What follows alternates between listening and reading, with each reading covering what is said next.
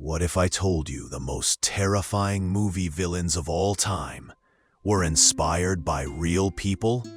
The Conjuring, Annabelle, The Nun, all of them trace back to a husband and wife team who claim to fight real demons. Their names? Ed and Lorraine Warren. But here's the mystery. Were they true warriors against darkness? Or brilliant storytellers who blurred the line between faith and fear? Let's uncover the story.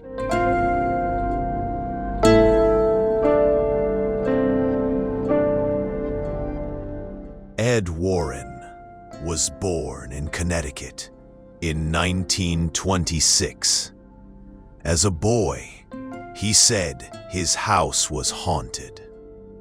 He saw lights, shadows, and figures no one else could explain. It left him with one belief: the supernatural was real.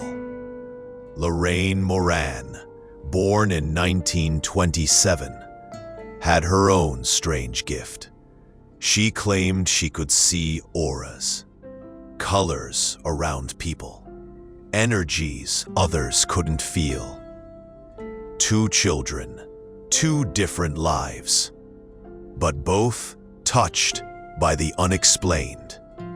When they met as teenagers, it was instant. They fell in love, and together they would step into the world of the unknown. Ed served in the Navy during World War II. Lorraine studied art.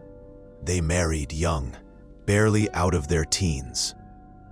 But their true passion wasn't war or painting. It was chasing ghosts. On weekends, they drove through New England, haunted houses, abandoned mansions. Ed would sketch the places. Lorraine would sense the energy. Then they'd knock on the door. "We think your house has a story," they'd say. Bit by bit, they built a reputation. The couple who investigated the paranormal. Ed had no official title, but he called himself the demonologist. He read theology. He studied exorcisms. He saw himself as a soldier against evil. Lorraine wasn't a scientist. She was the clairvoyant, the medium. She claimed to see what Ed could not. Together, they created a method. Ed, the faith-driven researcher. Lorraine, the psychic witness. A balance of belief and intuition. But here's the hook. This wasn't just curiosity. The Warrens said their mission was to protect families from forces they couldn't fight alone. A quiet town on Long Island, the site of a brutal family murder. A new family moved in, and the nightmares began. Voices, slamming doors, unseen presences. The Warrens investigated. They declared it one of the most haunted houses in America. Their stories made headlines. Books followed, then movies. The Amityville horror became a cultural phenomenon. But skeptics soon attacked. Some called it a hoax, a money-making scheme. So what really happened? Even today, no one agrees. But one thing is certain. Amityville made the Warrens famous. In the early 1970s, 2 nurses claimed their doll was alive. It moved on its own. It left notes. It even attacked. The Warrens investigated. They said the doll was not haunted by a child. It was a demon. Annabelle was sealed in a glass case, placed in the Warrens' private occult museum. A sign warns, positively do not open. To this day, visitors believe the doll carries dangerous energy. And thanks to Hollywood, Annabelle is now one of the most infamous objects in horror history. London. A family claimed their home was under attack. Furniture moved. Objects flew. And one girl spoke in a voice that wasn't hers. The Warrens traveled overseas to investigate. They reported demonic forces. Another case for the record. But skeptics caught the children faking some of the activity. Photographs showed tricks. The media debated every detail. So was it real or staged? Once again, the Warrens stood in the middle, between belief and doubt. Connecticut. A shocking crime. A young man stabbed his landlord to death. His defense? The devil made me do it. The Warrens claimed the man was possessed. They testified about demonic forces in court. It became the first U.S. trial to use possession as a defense. The jury didn't buy it. The man was convicted. But the case cemented the Warrens' reputation.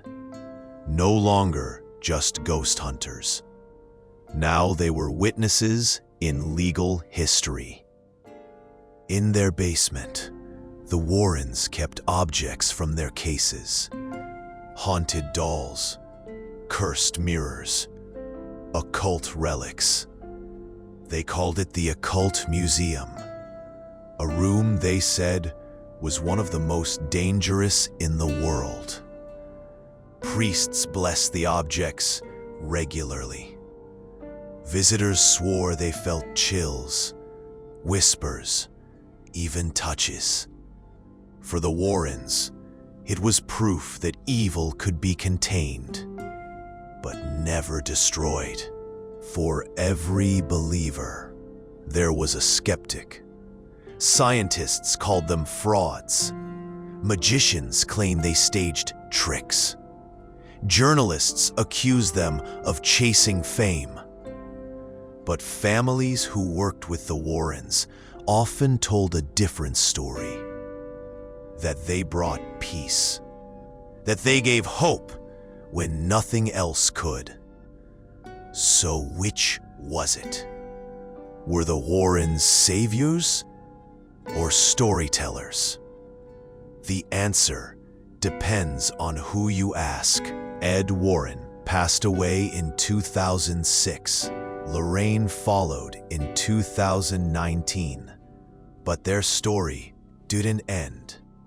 Hollywood turned their cases into blockbuster films. Millions of people around the world know their names today. Love them or doubt them, Ed and Lorraine Warren shaped how we think about the supernatural. They blurred the line between faith, fear, and storytelling. And they left behind one of the most controversial legacies in paranormal history.